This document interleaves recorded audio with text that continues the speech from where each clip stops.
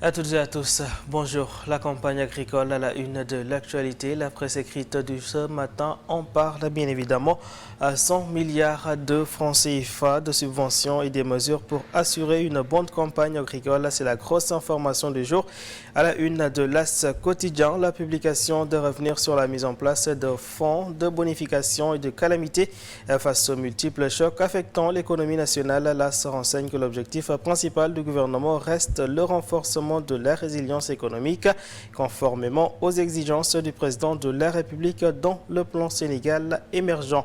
Du côté du quotidien national, Le Soleil, l'on nous dit ce matin que Maître Aïssata Tall Sall a donc reçu les ambassades et chefs de mission accrédités à Dakar et cette dernière a estimé utile de rencontrer la communauté internationale présente au Sénégal pour discuter sur les circonstances graves qui ont émaillé le pays ces derniers jours à travers une rencontre organisée ce jeudi. Et selon la chef de la diplomatie sénégalaise, cette tradition de convier les institutions étrangères est donc motivée par le souci de rétablir la paix parce que le Sénégal est un pays de transparence, d'ouverture et de vérité.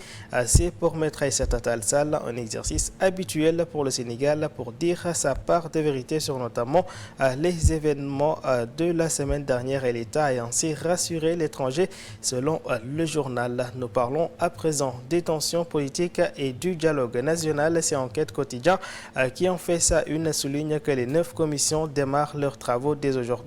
25 jours, c'est le délai fixé par le chef de l'État Macky Sall pour les conclusions. Ils ont donc jusqu'au 25 juin.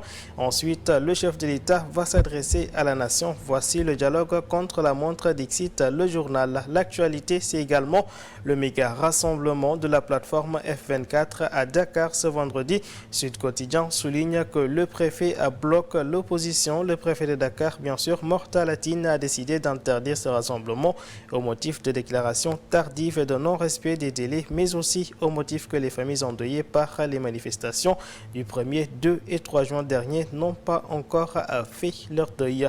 Pendant ce temps, Vox Populi quotidien indique à sa une que Pastef recense 26 morts et 4 corps non identifiés. Le journal de parler dans la même veine de 500 blessés entre Ziguinchor, Bignona, Darou-Mousty et Dakar. 100 manifestants atteints par balle blanche, 8 par balle réelle, 2 chirurgies faciales à faire. De son côté, Amnesty parle de 23 morts et exige une enquête indépendante pour situer les responsabilités. Direction à présent l'hémicycle où ça vole bas avec le journal L'Info quotidien, la publication de mettre en exergue l'indifférence du président de l'Assemblée nationale face à l'interpellation d'Abbas Fall, lui jetant à la figure qu'il ne l'écoutait même pas, d'où sa colère noire selon le journal. Abbas Fall a répondu sèchement, un président de l'Assemblée nationale qui dit « Je ne vous écoute même pas, c'est votre problème ». Voici sa réponse ce dernier donc avant de poursuivre dans la foulée. Vous êtes indigne d'être le président de l'Assemblée nationale, vous êtes en pleine divagation, c'est extrêmement grave ce que vous faites, vous êtes une honte. À présent, le groupe des médias La Tribune quotidien nous signale que Bougane Gueye Dany a pris le contre-pied du chef de l'État Macky Sall chez Serigne Mountakha. Le leader de Gumsabop se rendra d'ailleurs à Tivaouane et Ndiassane ce vendredi.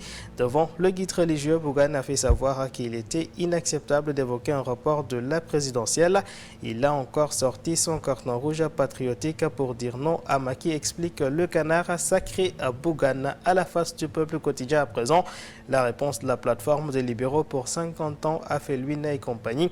Vous avez cherché à brûler le pays, nous dit-on ce matin dans les colonnes du journal, et c'est vérité que l'on ne saura cacher une réflexion indigne de votre part. J'accuse ainsi cynique, malhonnête et maladroit un désir ardent d'égorger votre adversaire politique, une mission commando pour envenimer ainsi la situation et le pouvoir dans la rue. Vous sortez de votre cachette pour une nomination, peut-on lire dans les colonnes de nos confrères. Actualité sportive et Stade quotidien pour terminer, c'est le moment ou jamais pour Habib Diallo, auteur d'une saison XXL avec Strasbourg-Alsace.